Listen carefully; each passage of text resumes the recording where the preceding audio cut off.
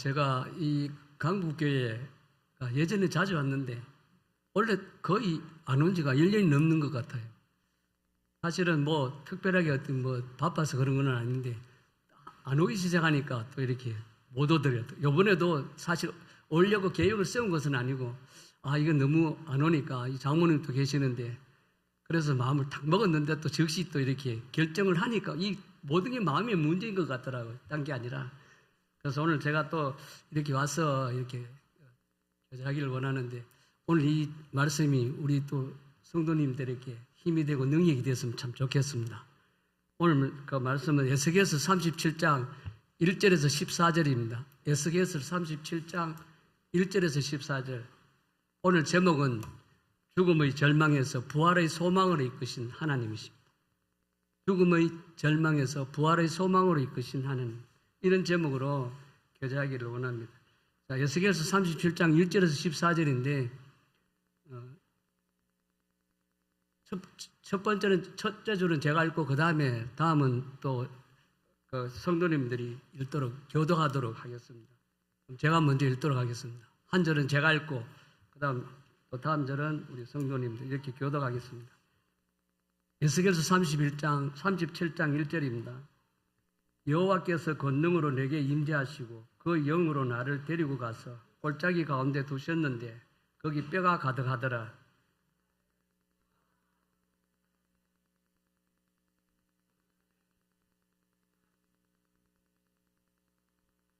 그가 내게 이르시되 인자야 이 뼈들이 능히 살 수 있겠느냐 하시기로 내가 대답하되 주 여호와여 주께서 아시나이다.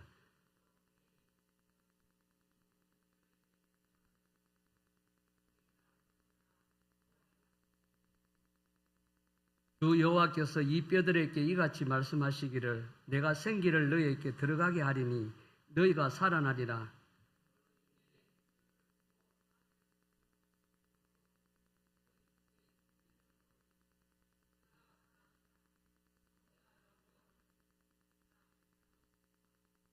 이에 내가 명령을 따라 대언하니 대언할 때에 소리가 나고 움직이며 이 뼈 저 뼈가 들어맞아 뼈들이 서로 연결되더라.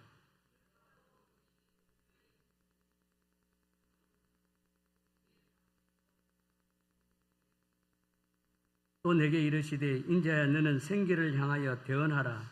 생기에게 대언하여 이르기를 주 여호와께서 이같이 말씀하시기를 생기야 사방에서부터 와서 이 죽음을 당한 자에게 불어서 살아나게 하라 하셨다. 하라.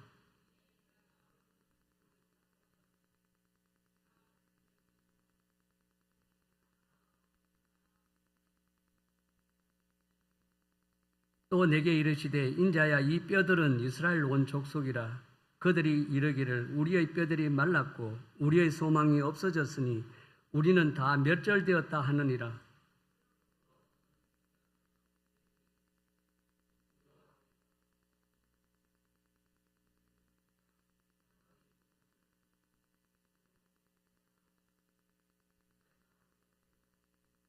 내 백성들아 내가 너희 무덤을 열고 너희로 거기에서 나오게 한즉 너희는 내가 여호와인 줄을 알리라. 내가 또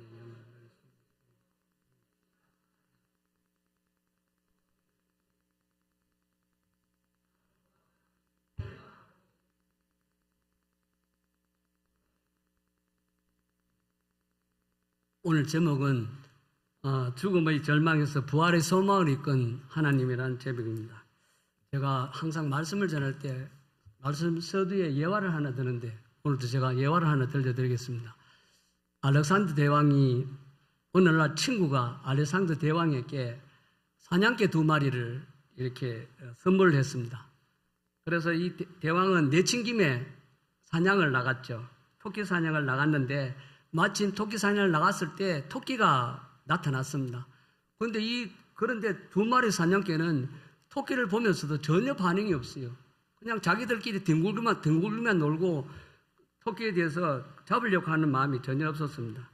그래서 이 알렉산더 대왕이 사냥을 하다가 기분이 굉장히 좋지 않았습니다. 화가 나서 그냥 궁궐로 돌아와 버렸습니다. 자, 그러고 나서 또 며칠 후에 또다시 알렉산더 대왕이 사냥개 2마리를 데리고 또다시 요번엔 사슴 사냥을 나갔습니다. 마침 또 사슴이 또 눈에 보였습니다. 그런데 이 사냥개 2마리는 전혀 사슴에 대해서 반응이 없어요. 계속 주인의 눈만 쳐다보고 멀뚱멀뚱하게 있으니까 알렉산더 대왕이 화가 나서 화살을 가지고 사냥개 2마리를 쏴 죽였습니다. 그래서 결국 사냥개 2마리가 죽어버렸습니다. 그러고 나서 며칠 후에 2마리의 그 사냥개를 선물한 친구를 만나게 됩니다. 그래서 그 친구에게 이렇게 얘기를 합니다. 아니 사냥개를 주면은 사냥을 잘하는 사냥개를 주지. 토끼 1마리, 사슴 1마리도 못 잡는 이 사냥개를 사냥개라고 왜 나한테 선물했느냐고 그렇게 얘기를 합니다. 그래 얘기를 하니까 친구가 대왕, 이 사냥개는 대왕을 위해서 호랑이와 사자를 잡을 때 쓰도록 특별히 훈련된 개입니다. 이렇게 얘기를 합니다. 결국 알렉산더 대왕은 사자와 호랑이를 잡도록 훈련된 사냥개의 그 실력을 모르고 사냥개를 토끼나 사슴을 잡으려고 했다는 것입니다. 우리 가운데도 우리가 어떤 존재인지를 잘 모르고 우리가 때로는 엉뚱한 싸움에 이렇게 에너지를 소모할 때가 참 많습니다. 우리는 하나님의 영적 군사입니다. 우리가 싸워야 할 대적은 우리 주변에 있는 가족이 아닙니다. 우리가 싸워야 할 사람은 나의 감정을 거스리는 내 동료도 아니고 내 주위 사람도 아니라는 것입니다. 뿐만 아니라 특히 또 뭐냐면은 바로 우리의 영적인 형제와 자매인 교회가 우리의 삶의 대상이 아닙니다. 근데 때로는 우리는 마음 가운데 교회 성도를 통해서 혹은 가족을 통해서 혹은 내 동료 주위에 있는 내 이웃 때문에 싸움을 할 때가 참 많이 있다는 것을 보게 됩니다. 뿐만 아니라 저도 그렇습니다. 제가 지금 이 말씀에 저도 이렇게 반성하는 의미에서 지금 말씀드리는 겁니다. 그래서 우리는 실질적으로 우리의 삶의 대상은 영적 악한 영들입니다. 그래서 에베소서 6장 12절 말씀에 이런 말씀이 있습니다. 우리의 씨름은 혈과 육에 있는 것이 아니라 대한 것이 아니고 정사와 권세와 어둠의 세상 주관자들과 하늘에 있는 악한 영들의 대함이라 이렇게 대한 것입니다. 우리의 삶의 대상은 악한 영들입니다.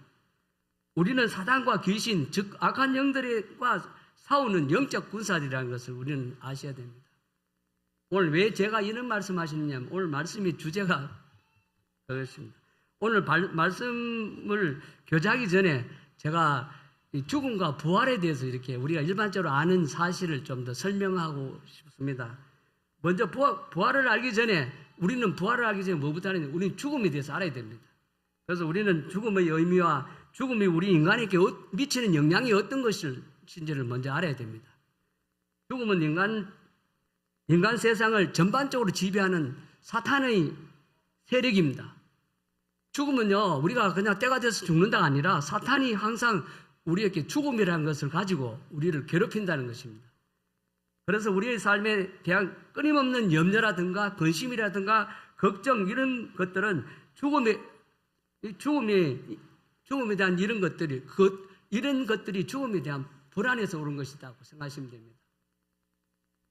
경쟁사회에서 인간이 끊임없이 느끼는 긴장이나 초조나 시기나 질투나 미움이나 다툼이나 이런 온갖 부정과 부패 이런 모든 것들도 결국은 궁극적으로 따지면 그 뿌리는 죽음입니다. 왜냐하면 죽음에 대한 공포와 죽음 이후의 세계에 대한 불안이 우리 현실에 대한 집착이라든가 악의 다툼으로 생겨나가는 겁니다. 죽음이 없으면 이렇게 악의 다툼하지 않습니다. 결국은 이 죽음이 우리에게 그래서 죽음에 대한 공포를 해결하지 않으면 그래서 이 죽음에 대한 공포를 해결하지 않으면 인간은요 죄악의 굴레에서 벗어날 수가 없습니다. 왜냐하면 바로 사탄이 쏘는 화살이 죽음이거든요. 죽음이 쏘는 것은 죄입니다. 결국 죽음이 죄를 만든다는 것이죠. 이 말씀이 우리가 잘 아는 고린도서 15장 55절에서 57절 말씀입니다. 그냥 제가 읽어드리겠습니다. 사망아 너희 승리가 어디 있느냐? 사망아 너가 쏘는 것이 어디 있느냐? 사망이 쏘는 것은 죄요 죄의 권능은 율법이라. 우리 주 예수 그리스도로 말미암아 우리에게 승리를 주시는 하나님께 사망을 이기신 분은 예수님밖에 없습니다. 그래서 우리는 예수님 때문에 사망을 이길 수 있어서 우리의 삶에 참된 평안이 일어나는 것을 보게 됩니다. 죽음에 대한 공포와 불안은 사탄의 올무입니다. 그리고 죄악의 사슬입니다. 이것은 전부 다 사탄의 올무, 사탄이 우리를 이렇게 얽어맨다고 생각하시면 됩니다. 이 죽음의 공포를 이기지 못하면 우리의 신앙도 헛것입니다. 뿐만 아니라 이 죽음의 불안을 극복하지 못하면 그리스도의 말씀도 우리 안에서 믿음을 역사할 수 없습니다. 이 죽음의 세력을 이길 힘을 갖지 못하면 죽음은요, 뭐 같으냐? 우리 지진해일 같은 쓰나미처럼 우리에게 밀려옵니다. 그렇게 하면서 우리의 모든 믿음을 철저하게 파괴시켜버립니다. 살아보니까 그렇더라고요. 이 죽음이 참 대단합니다.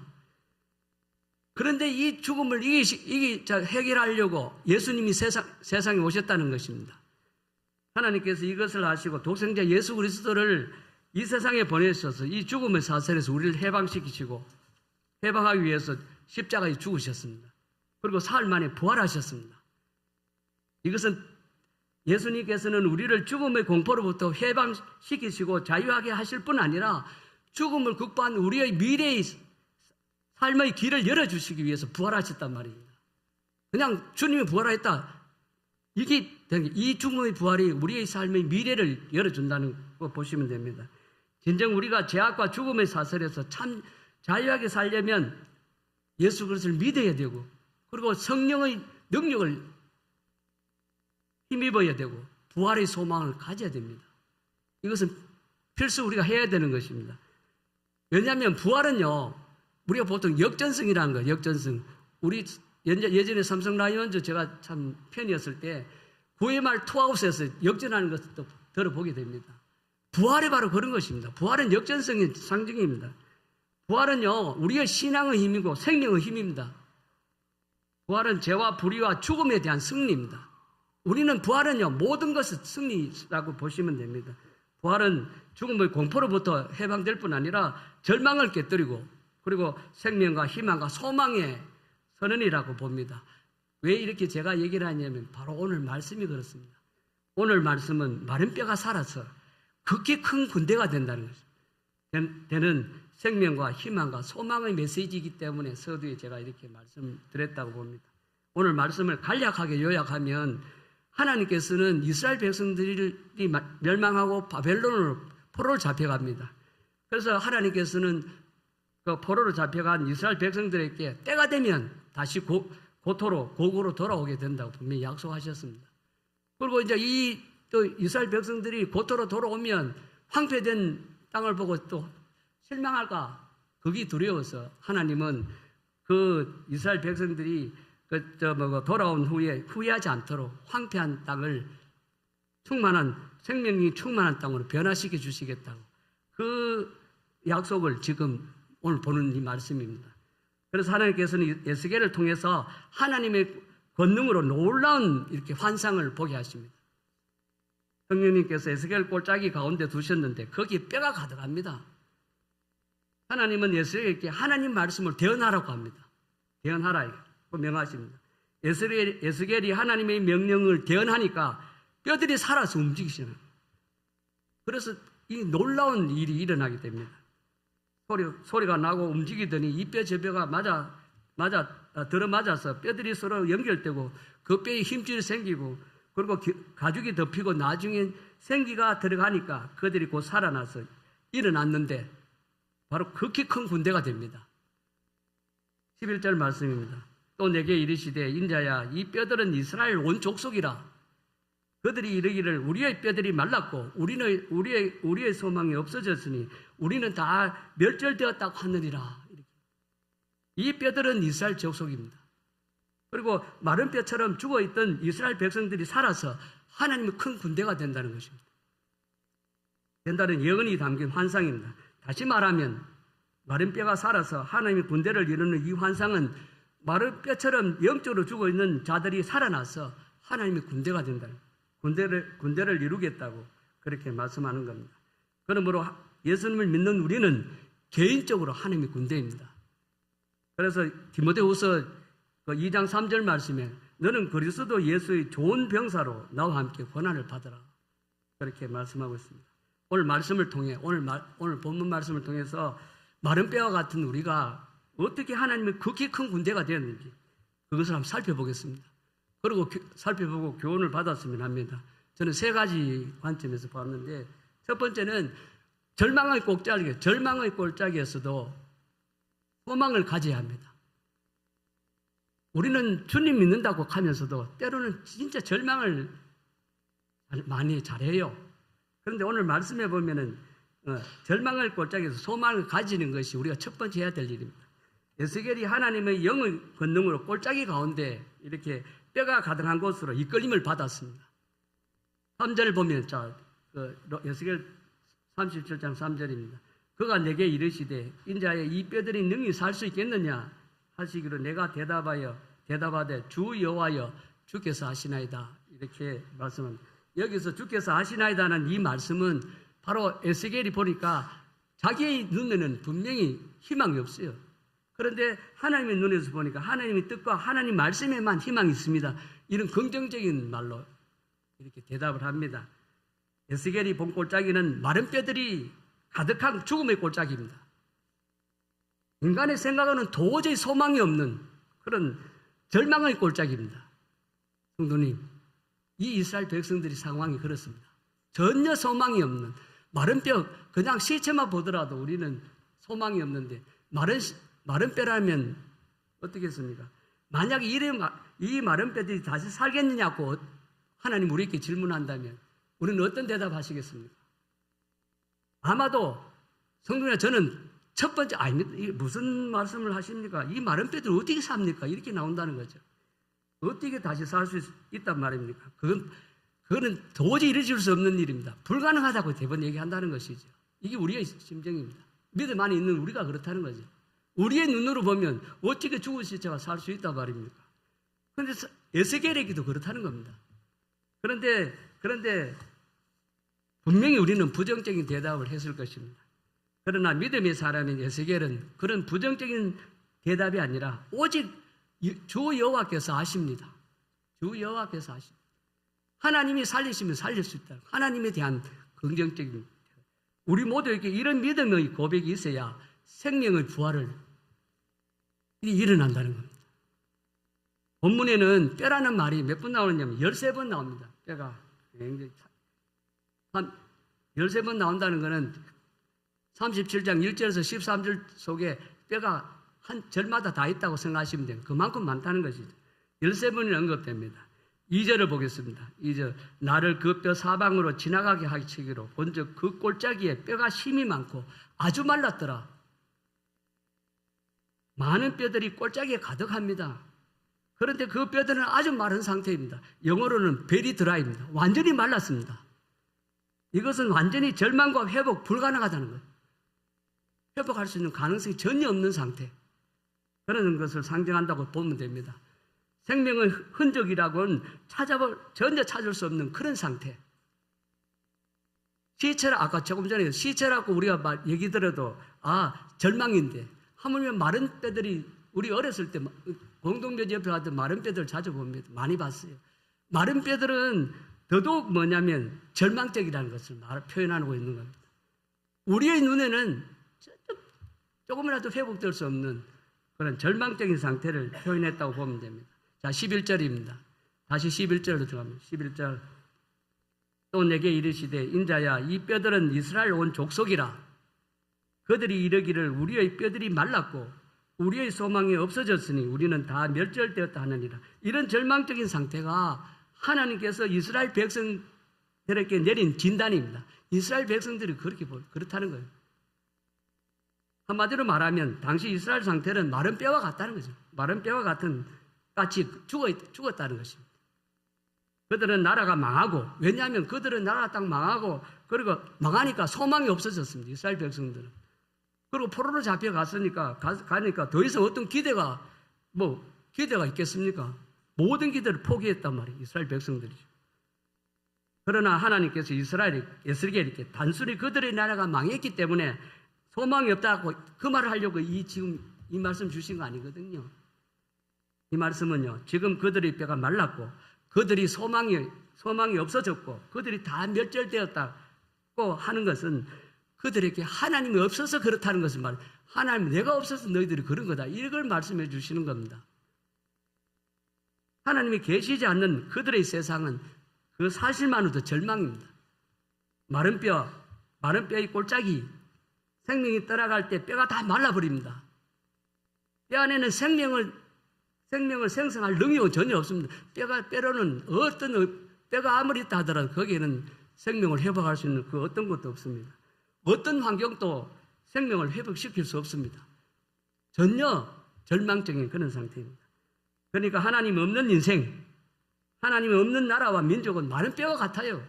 지금 많은 사람이 세상 가운데 살지만 하나님 없는 사람들은 살아도 마른 뼈와 같다는 거예요.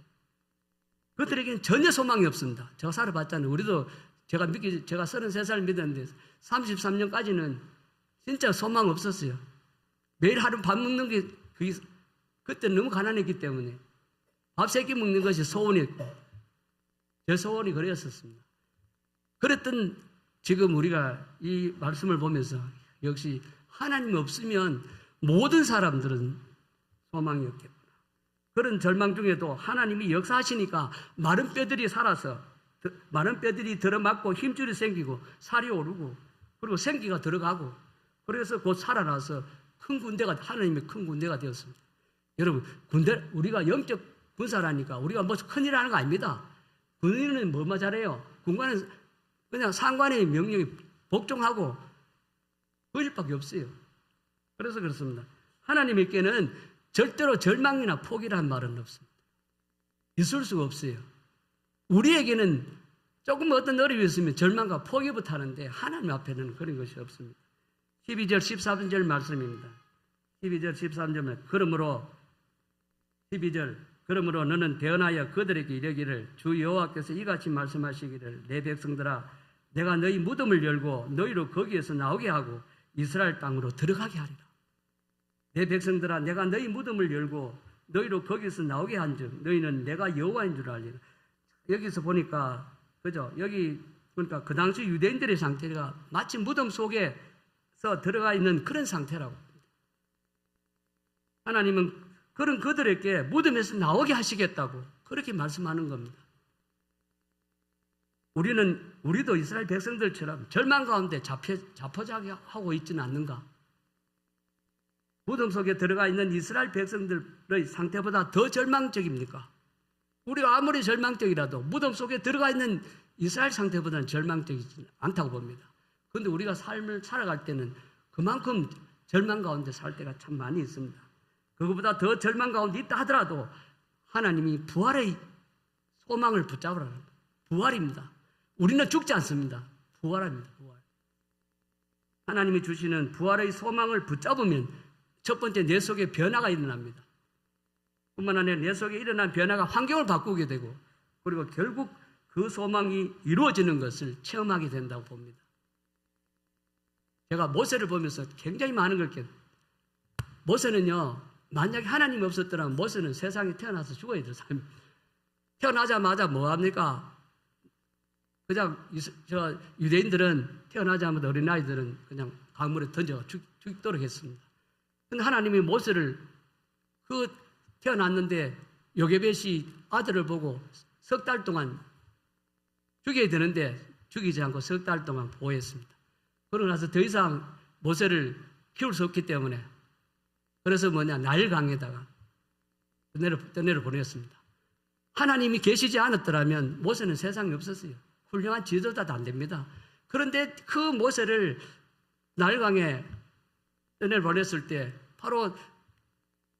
바로의 딸이 모세를 건져줍니다. 이렇게 해서 모세가 결국은 이 모세는요 그 바로의 딸의 왕자가 되는 겁니다. 제가 왜 이런 말 드렸냐면 모세는 40년 동안 세상 가운데 가장 우리 인간을 따지면 호화호식을 누렸던 사람입니다. 최고의 권력을 가졌다는 것이죠. 최고의 맛을 부귀영화를 다 누렸던 사람 40입니다. 그리고 40이 되어서 이제 자기 이스라엘 백성들을 돌아보려고 세상에 나와서 첫 번째 한 것이 뭐냐? 살인입니다. 우리가 무슨 큰일 하려고 우리 육신으로 하나님이 없는 우리 육신으로 세상에 무엇을 하려면 우리는 분명히 보이지 않는 살인을 할 수밖에 없는 일입니다. 남을 짓밟지 않고는 세상을 모두 그 눈을 그렇게 보일 수밖에 없는 것이죠. 결국은 뭐냐? 모세는 40세에 살인을 하게 되고 그것 때문에 애굽 왕 바로의 눈을 피해서 도망하게 됩니다. 자, 그래서 어디를 가느냐? 미디안 광야로 갔습니다. 자, 지금부터 나이가 40입니다. 부로교의 나이가 됐는데 우리는 부로교의 나이가 되면 무엇을 나라를 위해서든 무엇을 한번 해보겠다고 하는 그 나이에 어디를 갔느냐? 사막에서. 그렇게 해서 사막에 갔던 모세가 그때부터 몇 년입니까? 40년입니다. 아마 제가 생각할 때는 모세가 미디안 광야에서 한 몇 년까지는 그래도 재기를 위한 어떤 몸부림을 쳤을 거라고 봅니다. 우리라도 그렇지 않습니까? 아직은 때가 아니라고. 하나님이 언젠가는 자기를 위해서 무슨 일을 하실 거라 이런 희망을 가져야 되는데 아니 1년이 지나고 5년이 지나고 10년이 지나고 20년이 지나고 40년이 됐습니다. 우리의 마음이 어땠을 것 같아요? 우리는 모든 사람들은 그때쯤 되면 한마디로 말해서 열등의식은 극에 달할 것이고 뿐만 아니라 자존감은 최하로 떨어졌을 것이고 이제 나는 아무것도 할 수 없다는 절망 가운데 들어갑니다. 80입니다. 우리 성도님 80대 성도님 몇 분 계신지 모르겠는데 80이 넘어도 아이고 나는 아무것도 이렇게 돼야 될 모세에게 80이 됐습니다. 모세의 마음에는 모든 것을 포기했습니다. 절망 가운데 있는 모세입니다. 그때 누가 찾아오느냐? 하나님이 찾아오십니다. 성도님, 우리는 절망할 사람이 아닙니다. 우리보다 이 모세, 그래서 이 80이 된 모세가 하나님 찾아와서 네가 앞으로 너는 이스라엘 지도자가 될 것이고 너를 통해서 이스라엘 백성들을 출업해야 되고 그리고 또 가나안 땅에 들어가야 되겠다는 이런 소망을 줬지만 모세에게는 그것을 받을 수 있는 마음이 아니었습니다. 그래서 모세는 3번이나 하나님이 해설 3번이나 보내면 내가 누굽니? 내가 누구기에? 내가 입이 뻣뻣해서 말도 못한다고. 이렇게 모세가 얘기한다는 것이죠. 나 대신 다른 사람 보내달라고. 그랬던 모세를 주님이 세우셔서 80에 우리는 이 80이 되어버리면 이미 우리는 모든 것을 다 포기하는 그런 상황인데 하나님은 이 모세를 그 한때 상상해 보십시오. 그 좋은 애국 궁궐에 살았을 때 심정 40년입니다. 좋은 거 다 하다가 갑작스럽게 광야에 나가면서 세상에 가장 비참한 삶을 산다고 생각했을 때 우리에게 무슨 희망이 있겠습니까? 절망밖에 없는 건 당연한 겁니다. 서서히 모세에게는 모든 것을 다 포기하는 겁니다. 그러나 하나님은 결코 모세를 포기해서 모세가 절망 가운데서 살려고 한 것은 아닙니다. 하나님의 뜻이 있다는 것이죠. 결국 모세에게 보여주신 소망은 다 이루어지게 됩니다. 그래서 이스라엘 지도자가 되었고 또 이스라엘 백성들을 애굽에서 나오게 하시고 뿐만 아니라 이스라엘이 가나안 땅에 들어가게 하시고 모세를 통해서 하셨습니다. 우리는 절망하는 순간 모든 것을 잃게 된다는 것을 아셔야 됩니다. 철학자 키에르케고리가 어떤 말을 하냐면 이런 말을 하더라고요. 죽음에 이르는 가장 무서운 병은 암과 같은 질병이 아니라 자기를 잃어버린 절망이라고 합니다.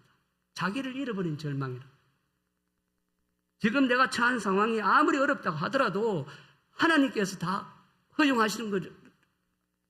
일이라면 하나님 철저하게 의지하시면 됩니다. 하나님은 마른 뼈로도 하나님의 군대를 만드실 수 있는 분이거든요. 사람의 눈으로 보기에 절망적인 상황도 믿음의 눈으로 보시면 소망이라는 것입니다. 뿐만 아니라 그 소망을 붙들면 하나님이 베푸시는 기적을 분명히 체험하게 됩니다. 한번 상상해 보십시오. 자, 사도 바울이 고린도 교회를 세웠습니다. 고린도 교회를 세우고 난 뒤에 그 다음에 1년 6개월 동안 고린도 교회에 나름대로는 열심히 주님을 섬기다가 그 다음에 돌아와서 나중에 에베소 교회에 있을 때 고린도 교회에 있는 성도가 사도 바울에게 와서 지금 고린도 교회에 굉장히 분쟁과 분파가 있다고 얘기를 합니다. 사도 바울의 마음이 어떻겠습니까? 아니 교회가 든든히 서가는 게 아니라 교회가 지금 분쟁이 일어나서 난리나 서로가 그냥 분파가 일어나고 이런 상황을 들었습니다. 그런데 사도 바울이 만약에 자기의 눈으로 봤더라면 어떻게 고린도전서 1장에 보면 하나님의 교회, 그리고 성도를 보면서 거룩하여지고 성도라 부르심을 받는, 어떻게 그렇게 보이겠습니까? 우리는 교회가 막 내분이 나고 막 분파가 나면 교회가 전혀 소망이 없는 것처럼 보이지만, 사도 바울은 하나님 눈으로 보는 겁니다. 하나님 눈으로 보니까 고린도 교회가 하나님의 교회라고 얘기합니다. 그 성도가 거룩한 성도라고 얘기한단 말이에요. 앞에 있는 성도님이 너무나 거룩하다는 겁니다. 이건 감당을 하나님께서 그렇게 말씀하시는 거거든요. 그래서 우리의 눈으로 우리는 육신의 눈으로 보면 세상이 하나님의 눈으로 세상을 보십니다. 그래서 누가복음, 이 말씀에 누가복음 8장 40절에서 56절에 보면 회당장 야이로의 딸이 죽어가는 절망스러운 상황 속에서도 믿음으로 소망을 포기하지 않고 결국 자기 딸이 사는 기적을 이렇게 체험합니다. 야이로, 회당장 야이로의 딸입니다. 야이로는요, 12살 된 외딸이 병에 들어가서 죽게 되었습니다. 그래서 이 야이로가 직접 예수님 찾아왔습니다. 찾아와서 엎드려서 자기 집에 오셔서 딸을 치료해 주기를 간구했습니다.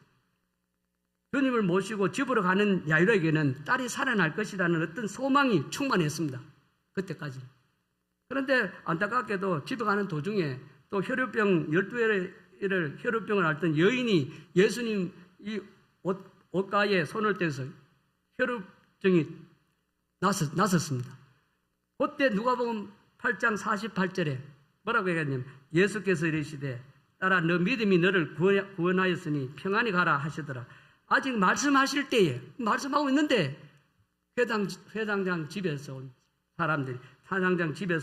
온 사람들이 딸이 죽었다고 그러고 이렇게 소식을 듣게 됩니다. 이때 야이로의 삶에 저 생각에는 절망이 가득했을 거라고 봅니다. 그때 주님이 야이로에게 하신 말씀입니다. 두려워하지 말고 믿기만 하라. 그리하면 딸이 구원을 얻으리라, 이렇게 말씀하시는 겁니다. 야이로는 주님의 말씀에 딸이 살아날 것을 또 소망하게 됩니다.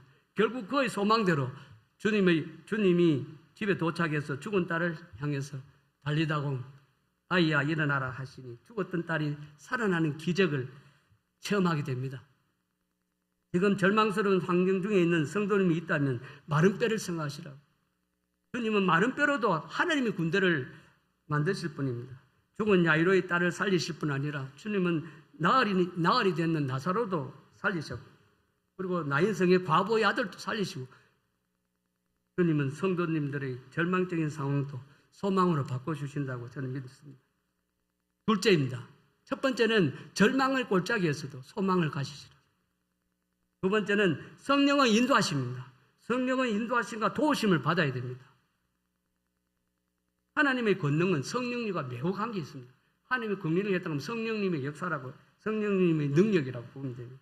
본문을 자세히 보면요, 여호와란 말이 나옵니다. 여호와라는 말의 단어가 11번 나옵니다. 여호와. 그리고 영, 홍구, 생기, 영 혹은 생기란 말이 무려 10번이나 등장합니다. 여기서 생기란 세 가지 다른 낱말로 표현합니다. 생기라는 것이. 본래 생기라는 단어가 히브리어는 루아이란 말이고, 그리고 헬라어로 말하는 퓨누마입니다. 퓨누마. 그런데 생기라는 낱말을 번역하면 할수록 생기라는 낱말을 번역할 수 있지만 동시에 세 가지인데 어떻게 표현하냐면 바람, 우리가 윈드, 바람입니다. 혹은 또 우리 호흡, 우리가 사람이 호흡하는 이 호흡도 퓨누마, 생기입니다. 그리고 또 영입니다. 영까지 세 가지 다른 뜻이 있는데 이 세 가지가 다 퓨누마라는. 그래서 생기라는 낱말을 번역하면 그렇습니다. 그래서 생기가 들어가라. 생기가 들어가서 이 말은 성령이 들어가서 영이 들어갔다는 말입니다. 그렇게 해석하시면 됩니다. 그래서 5절 말씀에 보니까 5절에 주 여호와께서 이 뼈들에게 이같이 말씀하시기를 내가 생기를 너희에게 들어가게 하리니 너희가 살아나리라, 이렇게 말씀. 8절에도 보면 내가 또 보니 그 뼈에 힘줄이 생기고 살이 오르고 그 위에 가죽이 덮이나 그 속에 생기는 없더라. 여기는 생기 없다고 그랬었어요. 그러면 생기는 무엇이냐 이 말은. 그게 14절이거든요. 14절에 내가 또 내 영을 너희 속에 두어 너희가 살아나게 하고 내가 또 너희를 너희 고국 땅에 두리니 나 여호와가 이 일을 말하고 이룬 줄을 너희가 알리라. 여호와의 말씀이 내 영을 너희 속에 두어, 내 영을 너희 속에 두어라는 말씀은 생기는 바로 영, 내 영 혹은 성령님을 말하는 9절 말씀입니다. 9절 또 내게 이르시되 인자야 너는 생기를 향하여 대언하라. 생기에게 대언하여 이르기를 주 여호와께서 이같이 말씀하시기를 생기야 사방으로부터 와서 이 죽음을 당하는 자들에게 불어서 살아나게 하라 하셨다. 생기를 향해서 대언하니까 어떻게 되었습니까? 바로 10절에 이에 내가 명령대로 대언하였더니 생기가 그들에게 들어가며 그들이 곧 살아나서 서는데 극히 큰 군대더라. 그들이 살아나서 극히 큰 군대가 되었다는 것입니다. 이것이 성령의 역사입니다. 성령이 역사하시면 우리가 말할 때 고목나무에도 꽃이 필 수 있는 것이고 그리고 절망하는 자에게 소망이 받게 됩니다. 사무엘상 19장 18절에서 24절인데 이 말씀은 또 어떤 말씀이냐면 사울이 다윗을 죽이려고 합니다. 그래서 다윗이 도망을 갑니다. 그래서 다윗이 도망을 어디 갔냐면 사무엘이 사는 라마 나요스로 갑니다. 라마 나요스로 도망을 갔습니다. 사울이 다윗을 잡으려고 전령을 보냈습니다. 처음에 전령 보내고 두 번째 전령 보내고 세 번째까지 전령을 보냈습니다. 분명히 라마 나요스에 있다는 것도 알고 죽이려고 보냈단 말이죠. 그런데 그들이 라마 나요스에 가서 잡아야 될 다윗은 안 잡고 그들이 하나님의 영이 임해버립니다. 영이 임해서 예언을 막 합니다. 그리고 그러고 나서 다윗을 보고도 잡지도 않는 것이죠. 나중에 이 소식을 듣고 사울이 다시 갑니다. 사울도 직접 갑니다. 그래서 사울이 가서 그들에게 하나님의 영이, 그런데 문제는 하나님이 영이 사울에게도 임해버렸습니다. 그러니까 사울이 하나님의 영이 임하니까 하루 밤낮을 옷을 벗은 몸으로 누워서 계속 예언을 합니다. 바로 옆에 다윗이 있는지 모르겠지만 다윗을 잡을 생각은 하지 않고 예언할 정도로 마음이 변해버렸다는 거예요. 성령의 역사입니다. 우리는 성령의 역사 알고는 우리의 삶을 변화시킬 수 없습니다. 다윗을 잡아 죽이려는 악독한 사울의 마음이 변했습니다. 성령님이 역사하시면 태산도 우리 눈앞에 보이는 태산도 막을 수 있습니다. 태산도 없어진다는 것. 스가랴서 4장 6절 7절 말씀이 그것입니다. 스가랴서 4장 6절 7절 말씀입니다. 그가 내게 대답하여 이르되 여호와께서 스룹바벨에게 하신 말씀이 이러하니라. 만군의 여호와께서 말씀하시되 이는 힘으로도 되지 아니하고 능력으로 되지 않고 오직 나의 영으로 되느니라. 그러고 나서 뭐라고? 큰사나 너가 무엇이냐? 너가 스룹바벨 앞에서는 평지가 되리라. 이렇게 그가 머릿돌을 내놓을 때에 무리가 외치기를 은총 그에게 있을지어다 하니 사람이 하나님이 원하는 모습대로 변화되는 것은 인간의 노력으로는 전혀 되지 않습니다. 우리는 우리 육신으로는 뭘 변화시키려고 해도 의미가 없어요. 사람이 변화되는 것은 성령의 능력입니다. 이건 주님의 제자들도 보면 그렇습니다. 주님의 제자들도 처음에 예수님을 따라다니면서 12제자가 예수님이 십자가 죽습니다. 그때 제자들은요, 다 도망가 버리고. 자, 그러고 나서 이번에는 주님이 부활합니다. 부활할 때는 12제자들이 부활을 직접 목격했습니다. 그렇다고 주님의 제자들이 주님 일을 할 수 있느냐? 전혀 준비되지 않았습니다. 그런데 사도행전 2장에 성령님이 딱 임하거든요. 성령님이 딱 임하니까 제자들이 엄청난 일을 하게 됩니다. 그것을 말하는 겁니다. 그래서 2장에 그래서 그들은 목숨도 아까워하지 않고 오직 복음을 전했고 그리고 복음을 전하다가 잡힌 후에는 사단과의 영적 전쟁을 포기하지 않는 강한 군사로 가는 겁니다. 우리는요, 군사를 하니까 무슨 큰일 하는 게 아닙니다. 군대 가는 군인들이 평상시는 뭡니까? 그냥 부대 안에 있는 것이죠. 그러나 어떤 전시라든가 어떤 그럴 때는 군인들이 필요합니다. 자, 그래서 오늘 지금 예화를 한번 드려요. 우리가 보통 모범 운전수와 단폭 운전수 두 사람이 있습니다. 누가 운전을 하느냐에 따라 달라집니다. 만약에 모범 운전수가 운전을 하고 난폭 운전사가 그 옆에 조수석에 앉아있다 할지라도 그 차는 모범 운행을 합니다. 안전 운행하게 됩니다. 그런데 이번에는 운전자가 바뀌었습니다. 이번에는 난폭 운전자가 운전을 하고 모범 운전자가 아무리 옆에 있어도, 아무리 옆에서 길을 가르쳐줘도 이거는 난폭 운전하게 되어 있습니다. 바로 우리가 그렇습니다. 우리의 몸을 자동차로 가정합니다. 누가 나를 운전하느냐에 따라 달라집니다. 만약에 내가 지금 자동차인데 내가 나를 운전하면 나는 난폭한 거 할 수밖에 없고 육체의 소욕을 빚을 수밖에 없습니다. 그런데 내 속에 있는 성령님이 만약에 나를 운전한다면 이거는 분명히 아주 안전 운행할 뿐 아니라 성령의 열매를 맺을 수밖에 없는 것입니다. 누가 나를 운전하냐, 누가 나를 끌었냐가 대단히 중요합니다. 그래서 우리는 항상 우리 속에 성령님을 모르는 분 누가 있겠습니까? 그런데 진짜 성령님을 인도하심을 따라서, 그래서 방금 얘기했다. 그래서 우리는 인간의 몸을 차로 비유하면 인간의 영은 운전자라고 보면 됩니다. 어떤 영이 운전하느냐, 내가 하느냐, 성령님이 하느냐, 따라서 누가 하느냐에 따라서 그 사람의 인격과 생활과 능력은 완전히 달라집니다. 성령은 하나님 영이십니다. 성령께서 우리 속에 역사하시면 같은 육체라도 완전히 달라지는 인격과 달라진 생활과 달라진 능력을 갖게 됩니다. 신앙생활을 하지만 성령으로 충만하지 못하면 우리는 자기 인격과 자기 능력으로 생활하게 됩니다. 그러다 보니 성령 충만을 받으면 완전히 달라진 인격과 그 다음에 능력을 갖기 때문에 삶의 변화가 일어납니다. 그러나 전에는 대인관계 속에서, 그랬을 때 변화가 일어나면 전에는 대인관계 속에서 굉장히 이렇게 부정적이고 불평이 많고 이랬던 사람이 성령 충만해지면요, 불평과 불만이 좀 사라지고 긍정적인 시각으로 바뀌는 겁니다. 그러다가 성령을 소멸하게 되면 또다시 우리 속에 원망과 불평이 고개를 들기 시작합니다. 그래서 우리는 성령으로 살아야 될 수밖에 없습니다. 성령의 충만함을 받는 것이 영적 승리의 비결입니다. 뿐만 아니라 하나님의 군사로 살아가는 힘입니다. 자신의 능력을 의지하지 않고 오직 하나님을 의지하는 사람은 영적인 강한 군사가 됩니다. 제가 우리 어렸을 때 프로복싱이 아주 인기 종목이었을 때, 그때 무하마드 알리라는 사람, 아마 연세 드신 분 다 알 거라 봅니다. 젊은 세대는 잘 모르는데, 이 무하마드 알리는 세계를 주름 잡았던 유명한 선수였습니다.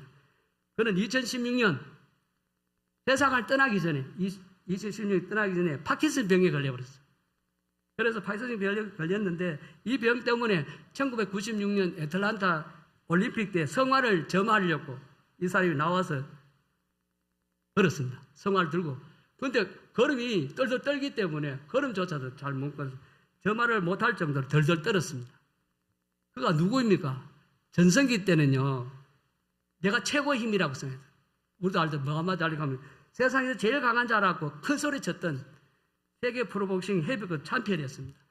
그런 사람이 덜덜 떨면서 성화도 겨우 점할 만큼 약한 사람이었습니다. 그런데 왜 이 말을 하느냐면 바로 이 무하마드 알리가 사람들 앞에 기자회견을 합니다. 뭐라고 기자회견을 하냐면, 제가 이 병에 걸린 것은 사람보다 하나님이 더 강하시다는 것을 입증하기 위해서 제가 이 병에 걸렸습니다. 우리 인간은요, 우리 인간 진짜 약합니다. 연약합니다.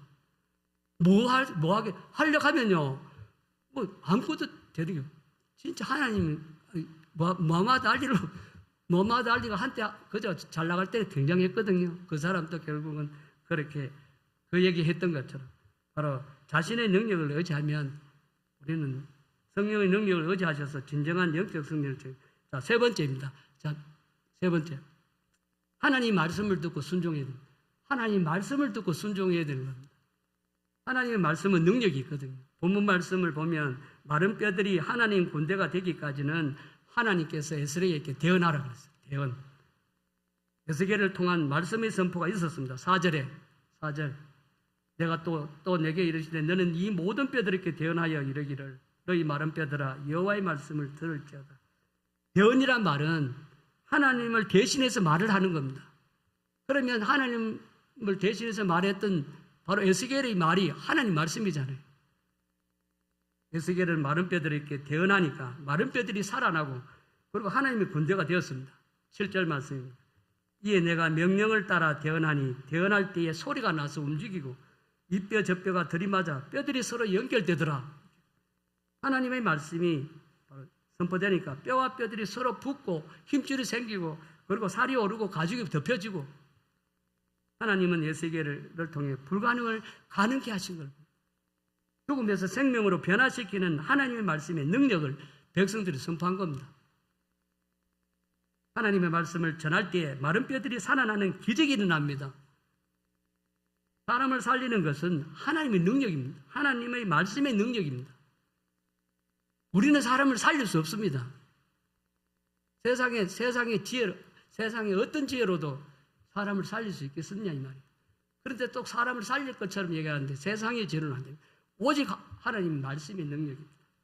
우리도 매일 성경을 읽고 말씀을 묵상하고 말씀을 되새길 때 놀랍게 변화됩니다. 우리가 매일 휴태하는 이유도 그렇습니다. 그 말씀으로 우리의 삶이 변화되는 거예요. 그래서 우리의 삶을 변화시키는 것은 오직 하나님의 말씀입니다. 하나님의 말씀이 전파될 때 뼈들이 들이맞고 뼈들이 막 살아납니다. 말씀을 들으면 말씀을 듣는 자에게 믿음을 공급해주고 그리고 믿음을 자라게 하십니다. 하나님의 말씀은 마른 뼈들을 하나님의 군대로 만드는 강력한 힘이 된다는 겁니다. 또 하나의 예화를 하나 드리고 마치겠습니다. 노벨 문학상 수상자 펄벅 여사가 있습니다. 이 펄벅 여사가 그의 작품 가운데에 어머니의 초상이라는 작품이 있습니다.